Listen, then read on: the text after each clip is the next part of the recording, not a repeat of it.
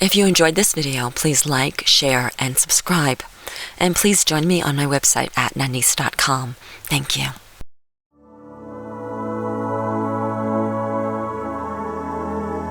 It's your time for Chai with Nanice. Get ready for substance, clarity, change, and especially empowerment. Get ready to turn over stones, uncover stories, and get to the heart of the matter in every area of your life. Any mood runs, any emotion flies, and your dreams are within your grasp.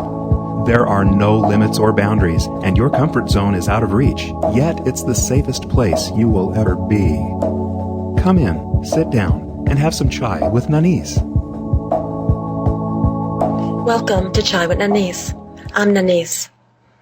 If you've been listening to the show, you know that I'm on this planet to help transform the world. And I know if you're listening to the show, you are also on this planet to help transform the world. Well, transform it from what to what? Transform it from a place of separation, a place of victimhood, a place of crime, a place of fear, a place of hate and punishment, to a place of love, to a place of connection, to a place where we all work together, supporting each other and supporting the whole, to a place where we can create and truly know what freedom means and to live in that state of freedom. People can only make decisions from the state that they are in. Low vibration states like anger, hurt, and hate produce low vibration choices. Today we're going to be talking about the legal system, and that's how this relates to transforming the world. Today's show will be different than anything you have probably heard before. You see, the legal system punishes people for their state, their emotional state, their state of awareness, their state of consciousness, while at the same time perpetuating that very same low vibrational state through taking away all their rights, their pride, and their sense of worth. The legal system locks criminals, quote unquote, into the low vibration state that caused the illegal acts and behaviors in the first place. Our mental and emotional states create our actions, and our actions in return reinforce our states. If you are a state of anger, you make choices based on anger. Those choices then manifest with angry consequences, furthering, lowering the already low vibration.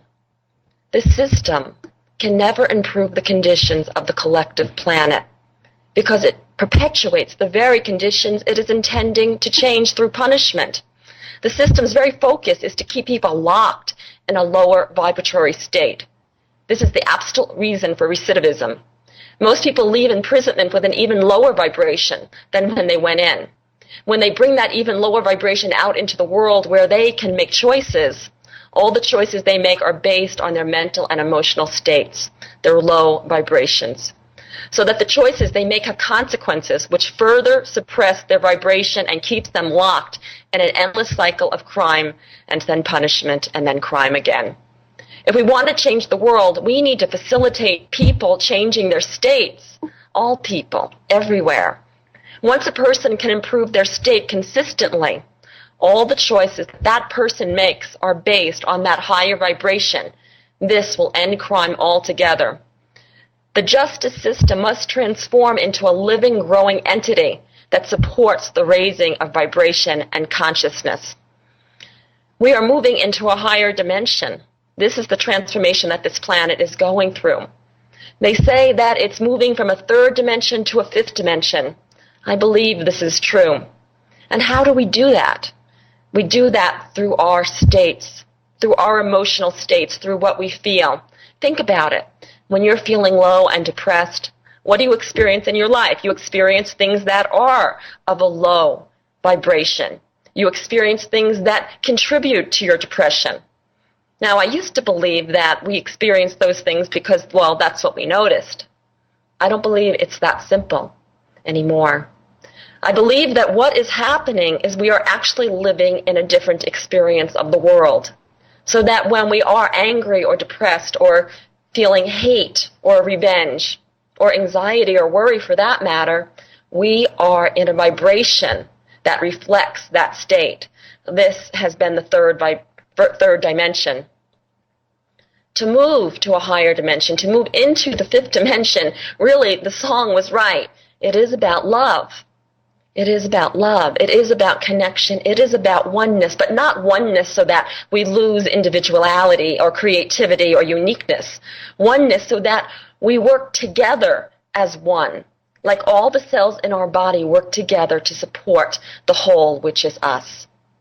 It's time to take responsibility for moving into this higher dimension, and we have the choice. As long as we blame people for committing crimes, as long as we see people as criminals, perpetrators, and victims, we will never move into the fifth dimension. One, being one, and coming from the space of love does not make someone else wrong so someone could be right. And in fact, if the victim mentality does not exist, criminals cannot exist either, for you need one to have the other. This show is to awaken you to the fact that we are responsible. We are all responsible. Now, I'll be honest, I've had people get up and leave my seminars very upset because they did not want to take responsibility for being a victim. But that's what makes someone a victim, not being responsible. If you really want to transform the world, it's time to take complete and total responsibility, not just for your experience in your life, but for everything that happens in this world. And that means that we stop seeing people as right and wrong and good and deserving, as worthy and unworthy. It means that we must start seeing people as human beings who have souls and who want to do their best if only given the opportunity. When we take away the belief that anyone could ever be a victim, then things change. And this is how we transform the world. You are on a wonderful journey today.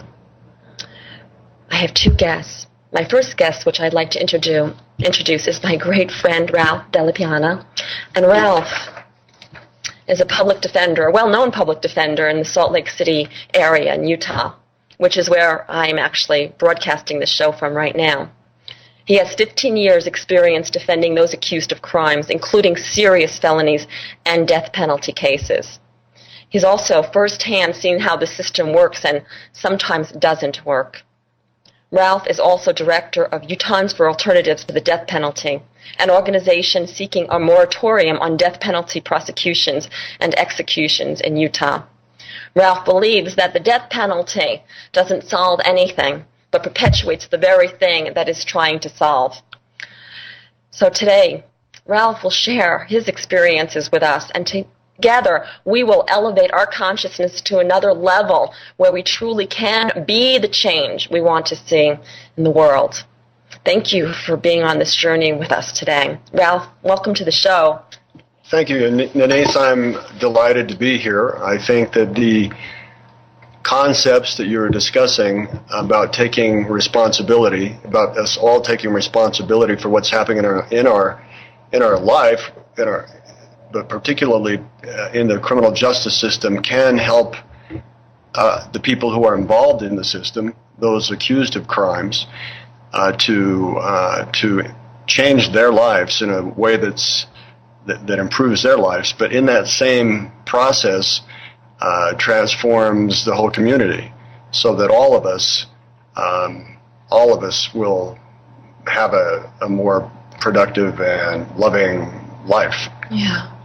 And I've seen firsthand what the system does to people, and how it is a system that creates its own ongoing problems. And I'm going to give an example of somebody I just ran into recently in my own apartment complex. I saw an old client of mine who I represented on drug charges. She had a serious long-term drug problem, and because she was having trouble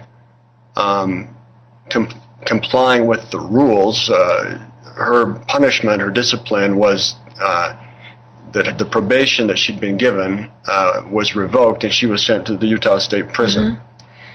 Mm-hmm.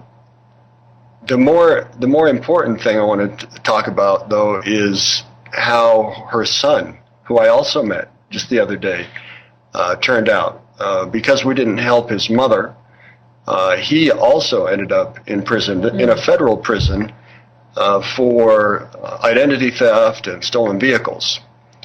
And while he was in the prison, we would have hoped that the prison would rehabilitate him. That's the Department of Corrections. It corrects people's behavior, Right. doesn't it? Isn't that what we... That's what they say. That's what they say.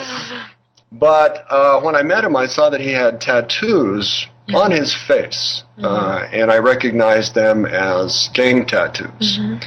And I talked to him about his tattoos, and now that he's out of the prison, he was having trouble getting a job and was asking about whether,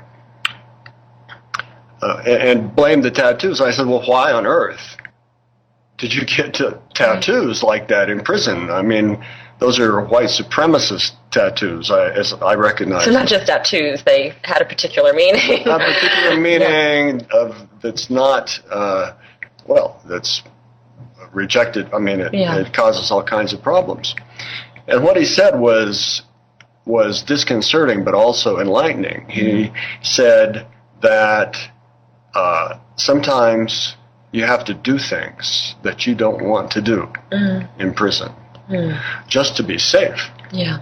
The system doesn't protect people. It punishes them and then sends them into this prison system where it's even worse for them. They come out harmed by the process. Right. So that was striking to me that he, not only because we didn't help his mother, he ended up getting in trouble. Right. And then the system that was designed, it's not designed to help, but presumably designed to help the people in there, made it worse. Yeah. Yeah, and this is how the system works. And I want to say something here, and it's not about being against the system. It's not about like making the system wrong or the government wrong or, anybody wrong. It's about taking responsibility for it, because we are the system. We are the government. We are everyone, and that's the point. And so when we look at dynamics, because this is really about dynamics, and I love this case because here's a mother, and she's got a certain way of approaching the world, and she passes on to her son. Well, of course, and this is why we see so many of a particular culture or cultures in prison.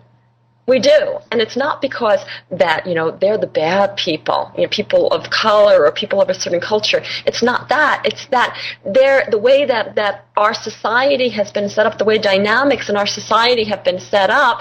It's created that culture for them, the culture of crime. That the only way to succeed, and certainly not the only way, but the way that they're taught to succeed is a certain way. The way we're all taught to succeed is a certain way.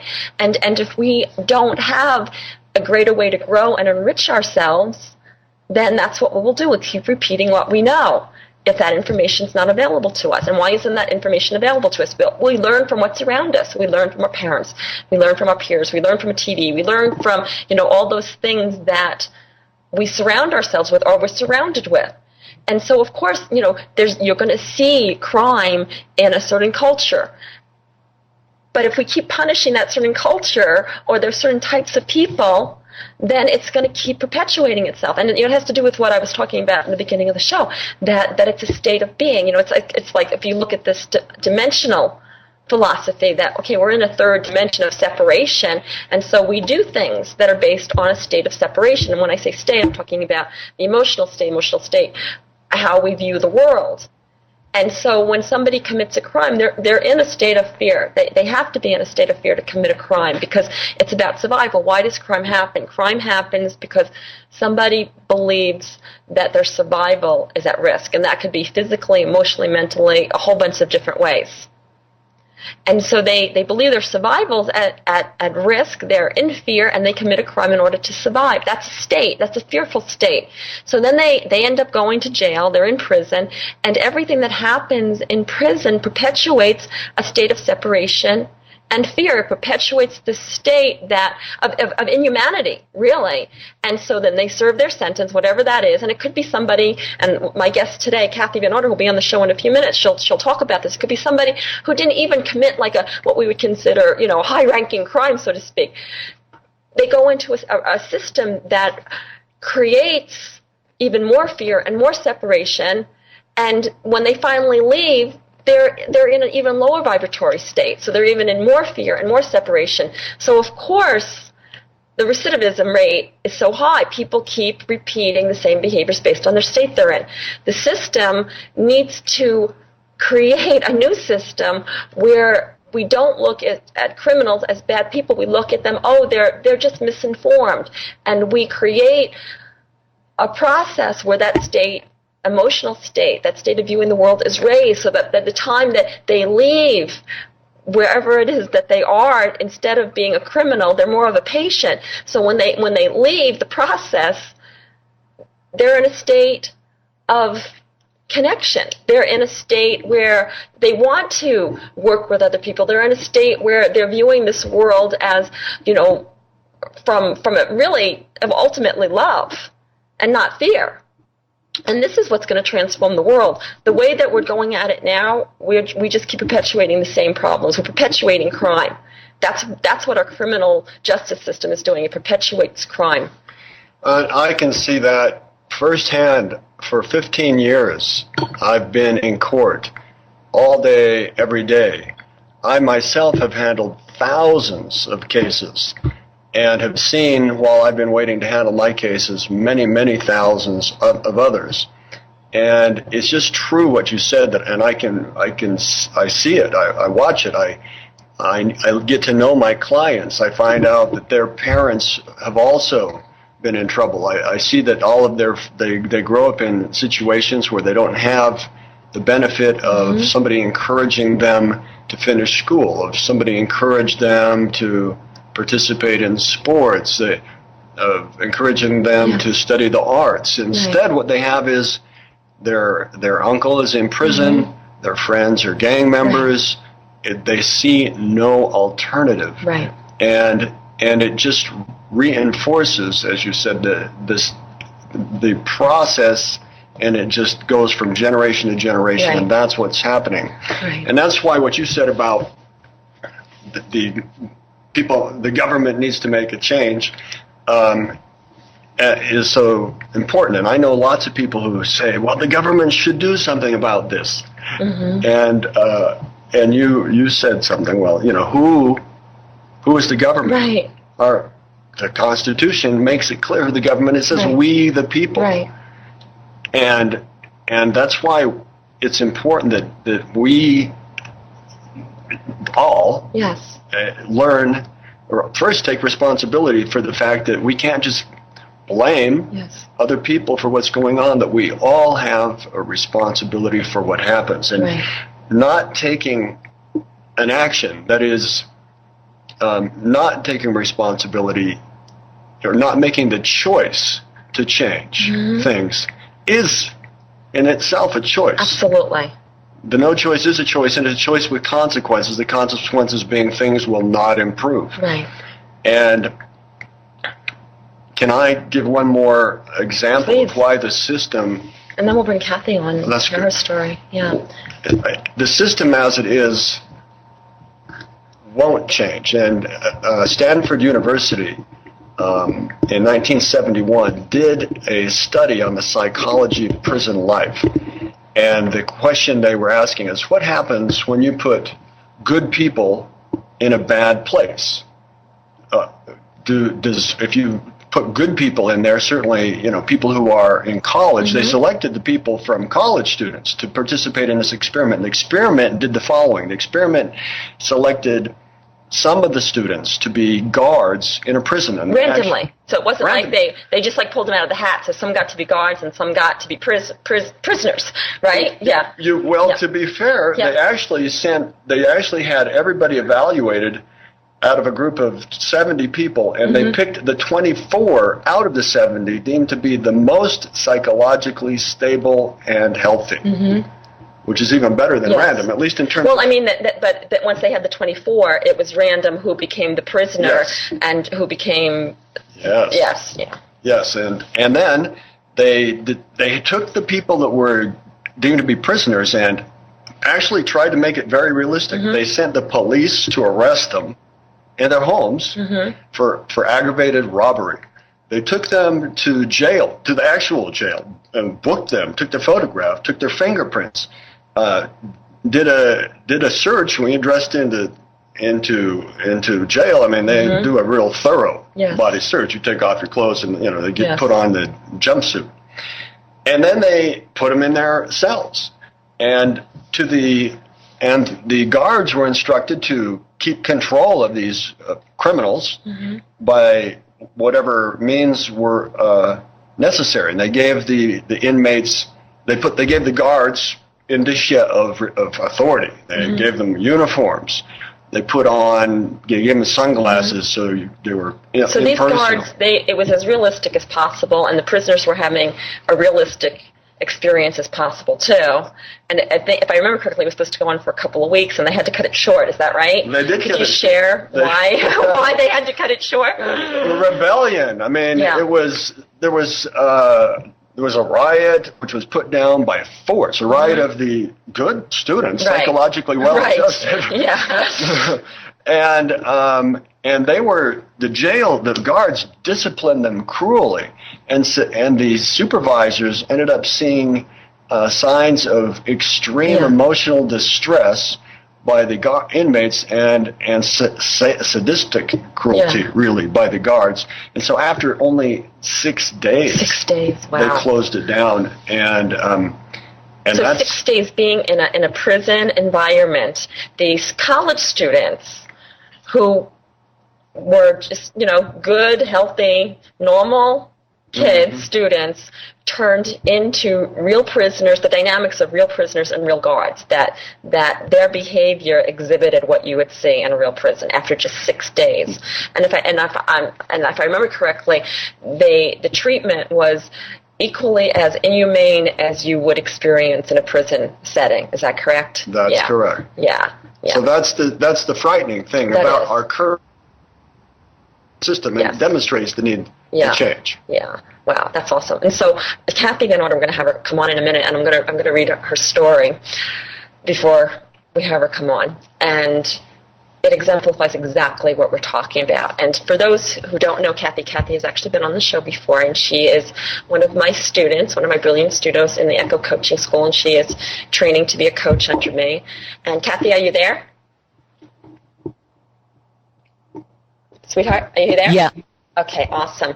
So I'm gonna have you share some of this in just a moment, but I want to read your story first because it's just so exceptional. Is that okay? That's fine. Awesome.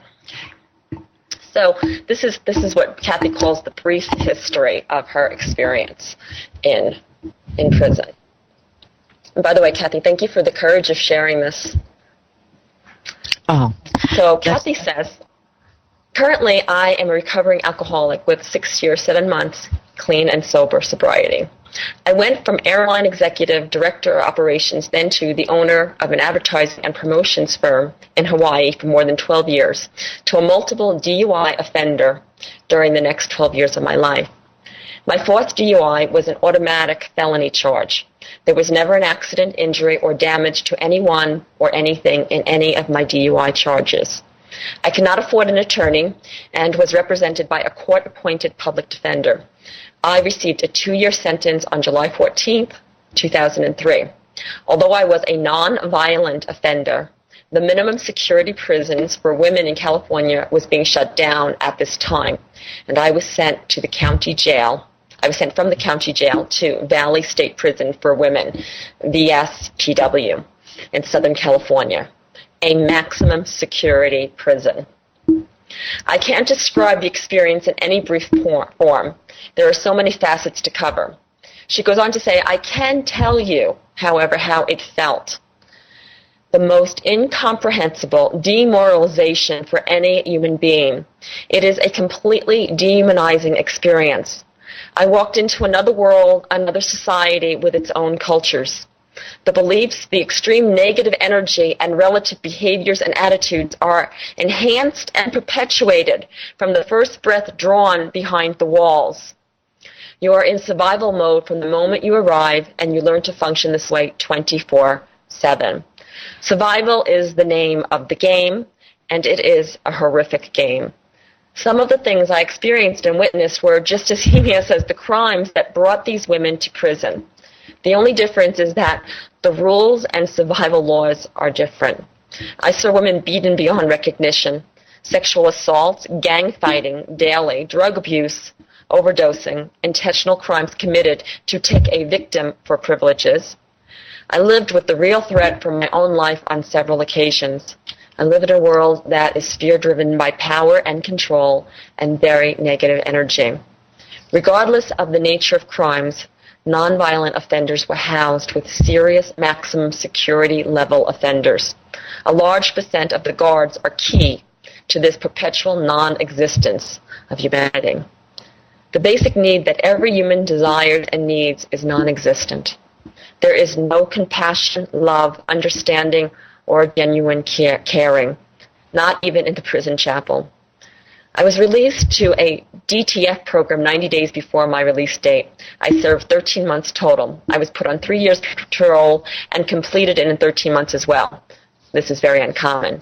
I made it. I was free of the system. This will not be the case for the majority of women in similar situations to mine. Right now, the recidivism rate is 70% here in California. This is where Kathi lives. I understand how this has come to be today, released into society again. The programs within the prison of which I participated in and that prior to my release may look good on paper and cost the taxpayer dearly, they are not effective or complete. The joke in California with the governor's special sessions still echoes the familiar, "I'll be back." Well, Kathi, that is an amazing experience. Yeah, and that's just the brief icing over the whole experience. And first I wanted to say hello to Ralph. I listened to your previous show with Nanice, and I really support and respect where you're coming from, and it's my pleasure to be here with you today. Thank you, too. Kathi. For those of you who don't know Ralph, I was on a show about a year ago, and we talked about the death penalty. So if you like this show, you definitely need to listen to that one. Go on, Kathi, please. Okay. I'm listening to what you two were talking about. A couple things came to mind that I just felt that it was kind of necessary to point out that, the problems, that occur, and we say whether it's the government or wherever it may be, that, we are the people and we are responsible. But within the judicial system, and it's been my experience, and a lot of us in that system, when we were there, we call it a legal system because we couldn't find any justice in it. Mm-hmm. And one of the things, what happens though is even prior to getting sentenced, like in my case, like here in California, things fail because they had like a what they call a Proposition 36, which was a drug court, so that first-time offenders or people with drug problems or addictions could go into a drug court and they would be dealt with through treatment programs and everything prior to being sentenced if they could toe the rope and do what was required. But I couldn't even fall into that program because I was an alcoholic, and the program failed to include alcoholics as a recognized addiction. So I was already caught in this trap before I even got to that point, and I had gone so far as to call the local newspaper and have an article published about me and solicit funding to help me get into an inpatient treatment program because basically I was indigent at the time, and I was able to get some funding, and I got into an inpatient drug and alcohol program, but the owner of the program didn't want to keep any indigent beds open, and I could not raise the rest of the money to stay. So that put me back into the position where the courts looked at me as a risk, and so then hence the sentence. And, so it begins even before you ever get there, of how the whole system the whole justice system is structured. So what you're saying is that people are not considered human beings. They're considered problems that need to be dealt with. Yeah, you called a menace to society, and here I was. I don't minimize the fact that I committed crime by driving while drunk. I don't minimize that whatsoever, and I don't think that punishment is the way to handle what someone like myself went through. I was an alcoholic, and what I needed was alcohol treatment, not to be put in maximum security prison for 13 months total. And that experience, I managed to make the best of a really bad situation, and was able to maintain my sobriety in there, which is in itself a challenge, because if you're an alcoholic or an addict, the drugs and alcohol behind the prison walls are so readily available, and they do have the substance abuse programs, but those aren't necessarily functioning to benefit the inmates. In a lot of ways, they're used by the inmates to get to a different place or a different housing or whatever. But there's just as much drug use within a substance abuse program within the prison as there is in general population, which I was in both, and had to wait, like 3 months before I could get into the substance abuse program. So what I'm hearing you say, and what I'm hearing from what you wrote that I just read, is that the way the system is set up now, it actually creates criminals. That it actually create that people who are considered criminals are put into an environment that is the exact formula for making a criminal. Right. And to continue and perpetuate if you are one, because there's nothing in there that really supports behavior change. There may be random drug testing. That supports behavior change. I'm sorry. It's not positive. Yeah, exactly. It does support behavior change. It supports the behavior change of, a lower vibration. And that's really what we're talking about. That's really like the biggest point that I want to make today, that in order to reform or transform, and we're not just talking about the prison systems, we're not just talking about the justice system, we're talking about the world. That the way to reform or transform the world is to raise our state of consciousness, to raise our emotions, our emotional states. And when we put people in places that they are locked in, like the prisons that we're talking about now, what we're really doing is we're lowering their vibration, we're lowering their state of consciousness, and so of course they're going to commit what we consider more crime. Right. And they continue committing them while they're in prison. And and there's a jail within the prison, and one of the things that does take place is that there's a lot of relationships that go on with the women, because that's the only kind of love they're going to find, as false or real as it may be. But and where I found myself in a really tricky situation was because here I was in my 40s at the time, a 40-year-old white woman. I was 48, I believe, and the prison population is predominantly black and Hispanic, and it is predominantly gang. And what happens is they will take women like myself to call out as a victim so that they can beat you up, so that they can get a charge, so that they can go be housed in the segregated housing unit to be near their lover or whatever. And so you can just get pinpointed and pulled into something like that. And I mean, you're fearing for your life every day because you don't know when something like that's going to happen.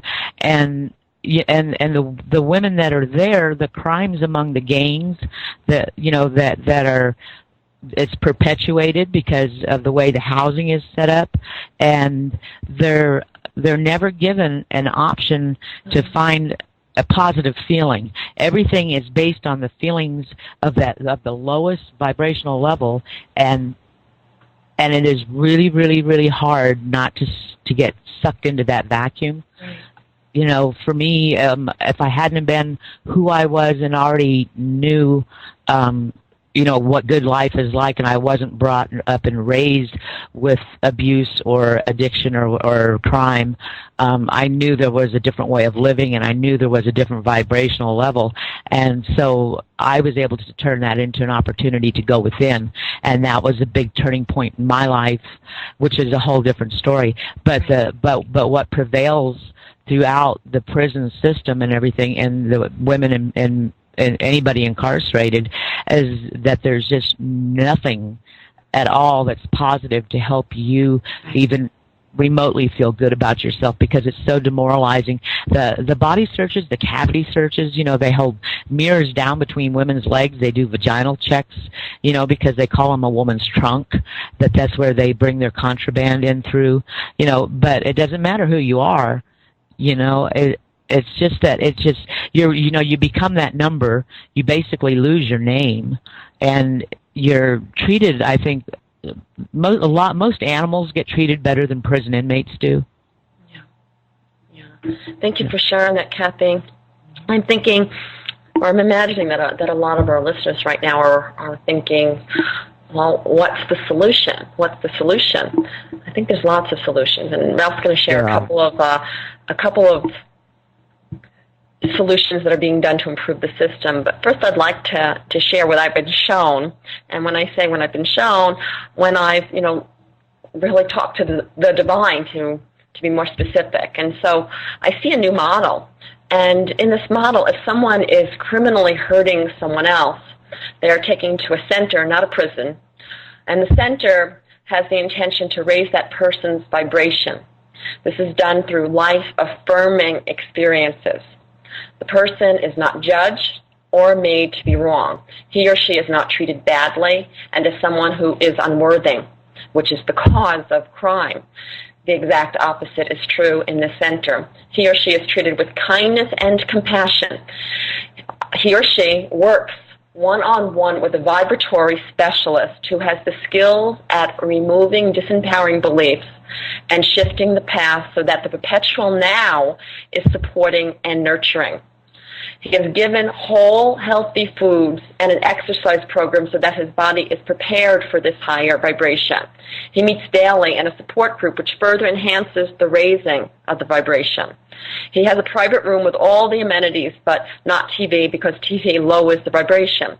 He cannot see any of his friends or family members until his vibration is raised to a certain level where he cannot be pulled back down into the dynamics of past relationships and situations.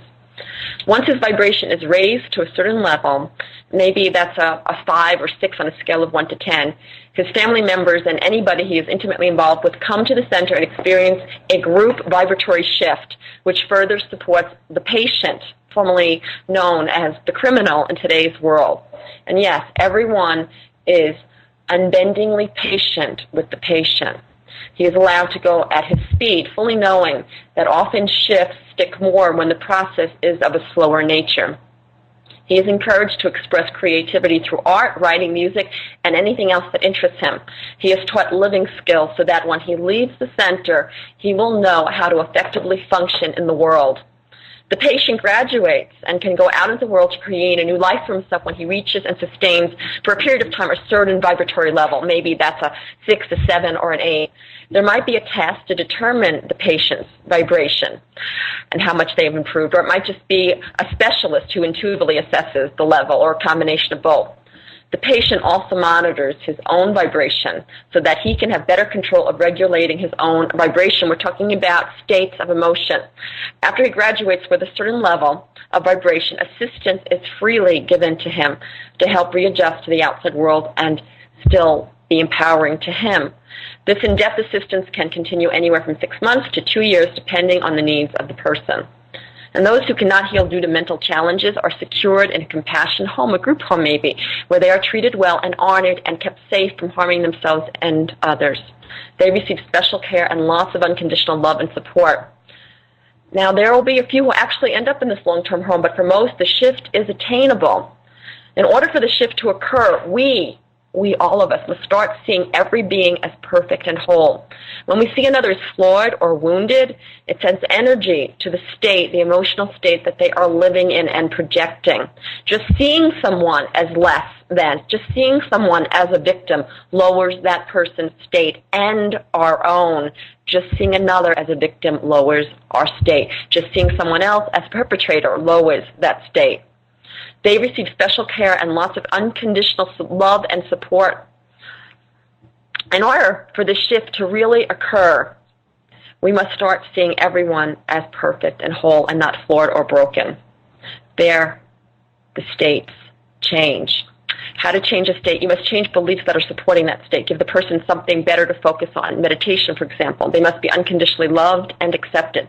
Their primary needs must be met. They cannot feel like they are being punished or blamed. Whatever we focus on dictates our state, and our state also dictates our focus. The cycle must be broken to break out of old programming. And we must also look at law enforcers, because they are just as much a part of the problem as what we consider the criminals can be. Law enforcers are trapped within a different type of program as those incarcerated. This is a perfect example of how an attempt to break one's program, which we're talking about illegal acts, another program is created. This is the program of law enforcement, which further perpetuates the program it was trying to solve. The second program is dependent on the continuation of the first program. So it must first perpetuate it in order to stay alive. This means that in order for the legal system to stay alive, we need criminals. Something has to stop, something has to change, and it stops with us. It stops with us. There really are no victims. There are no victims out there. We are all responsible. On a great subconscious level, we all know what's going on, and everyone agrees to everything. We all agree to whatever happens to us. No one is ever a victim. And when we wake up and we remember that we're really not victims, that it is impossible to be a victim, then there is no one to perpetuate a crime against, and therefore criminals will cease to exist too. Yes, I believe that victims are just as responsible as criminals, as perpetrators, because you cannot have one without the other. We are not helpless. We are powerful beings who get to wake up and be conscious and choose, and it starts with every one of us. It starts by taking our power back, by taking our worth back, and remembering who we really are. This breaks the cycle. This breaks the system so that no one is ever treated in ways that Kathi was treated, in ways that Ralph describes many of the people that he's worked with being treated. This is not a world that I want to live in. I do not want to live in a world that treats anyone as not being human. Now, Ralph, I know that my model here is quite different than what goes on today, but there are things happening that are moving in that direction, aren't there? There are, and but on a small scale and in a small way. But I think to some degree or another, could have the effect again on a small scale. And I'm going to give you 3 examples. One, in a couple of counties in Utah, including Salt Lake County, we do have the drug court program. So somebody who has been arrested for and appears to be guilty of a drug possession or even a drug sale can be given a chance at rehabilitation.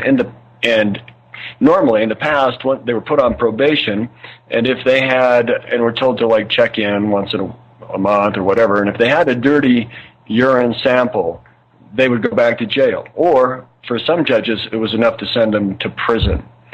Now, into the drug court, people are given an incentive of if they complete the program, their case can be dismissed. A big incentive instead of a conviction on the record, which makes them labeled in the community and makes it hard for them to get a job. And they have a supportive environment. They have their own caseworker. They do some sort of treatment or some sort of therapy or every day, essentially. They have regular reviews with the judges and are supported and empowered at every opportunity.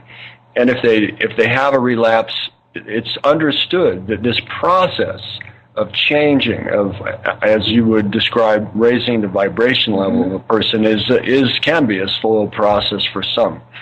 But that's a program that's working for a small group at a small level, but does support what you're saying about that your broad view, your broad vision of what the future can be, that your enlightened model could be. There's also something done in Oregon where they took parolees, and instead of just letting them out with the clothes on their back or bus fare and to tell them to go check in with their parole officer, they actually tried to help them in a variety of ways. They helped them find a safe place to live. they gave them $600 a month for expenses. Just said, you're going to get this every month for a year, as long as you cooperate with us on the system. They gave them job training. They helped them with education, if that's what they were going to do, and drug treatment. And the fact of the matter was, what happened was, where normally over 70% of those people who were paroled would go back to the prison, in their case, after a year, only something under 20%, it was in the teens of percentages, had gone back to prison, which was a great result. Yeah. The bad thing about it was when the program was taken to the legislature to change it to be the regular model, the legislature turned it down, saying it was too expensive. Mm-hmm. Whereas if you actually looked at it, it costs only half as much as just sending them to prison, which is $35,000 to $40,000 a year. So that was a positive experiment, which just unfortunately wasn't carried through. So it sounds like there are things moving in that direction, and there have been positive results around it. And this is the answer. This is the answer for us as a world community to take responsibility for ourselves and for each other. Examples of why we can, if we will. Yes. Thank you so much, Ralph. This was an awesome show, and if anybody wants to get in touch with you, they can email me, and I'll definitely forward it to you. And thank you, Kathi. Thank you for sharing welcome. And having the courage. Yeah. So there might be some of you out there thinking, how am I responsible for, crimes? How am I responsible for these heinous acts that act? Or maybe that you're not even a part of the world where you have to worry about these things. Well, you are. We are all one. And if there's any proof of this, the best proof that I can offer you is from a Hawaiian therapist, Dr. Len, and he created what's known as the Ho'oponopono meditation. And excuse me if I'm not quite saying it right. And what he did was he went into the worst prison in Hawaii. This was a prison where people were being killed, and the recidivism rate was extremely high, and they couldn't even keep guards there. They were leaving, and it was just one of the worst prisons known to man. Well, in a very short period of time, he changed all that. The thing is, he never met with any of the prisoners. All he did was sit in a private room and review their files one by one. And as he would read through their file, he would look inside himself to see where that belief or that misthinking was inside of him. He took complete responsibility for what each prisoner did inside himself. And he went through a meditation, a prayer that went something like this, and it was, I'm sorry, please forgive me, thank you, I love you.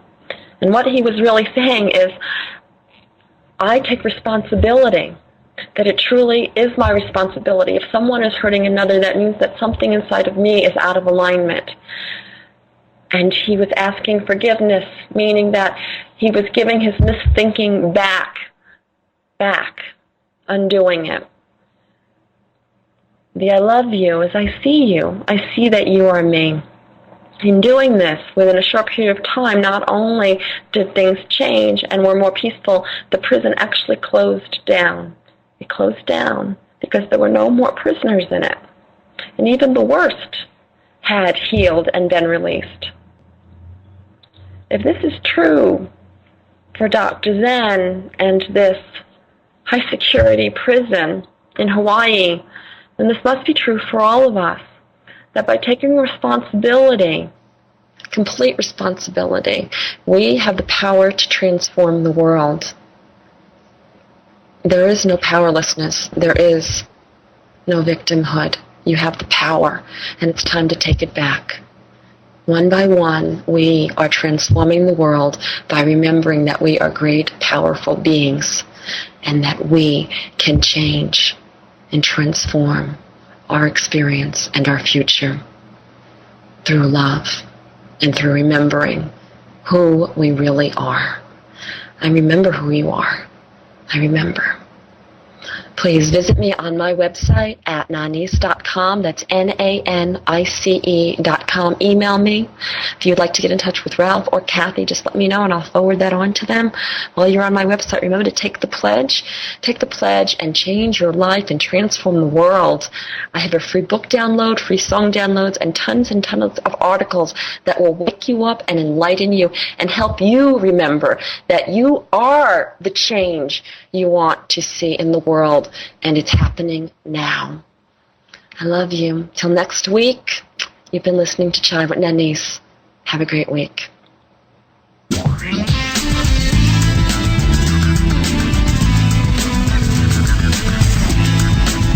listening to Chai with Nanice with your host, Nanice Ellis, only on LA Talk Radio.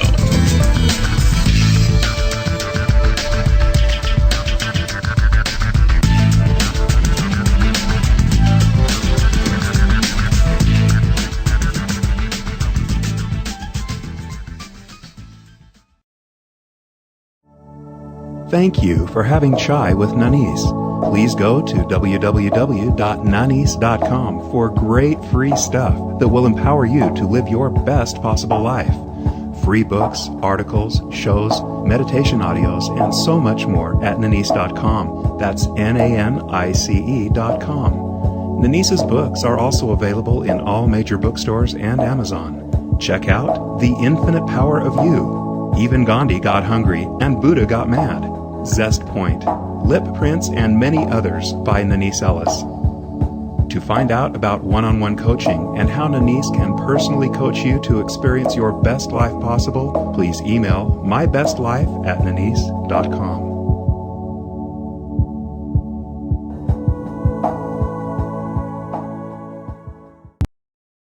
If you enjoyed this video, please like, share, and subscribe. And please join me on my website at nanice.com. That's Nanice.com. Thank you.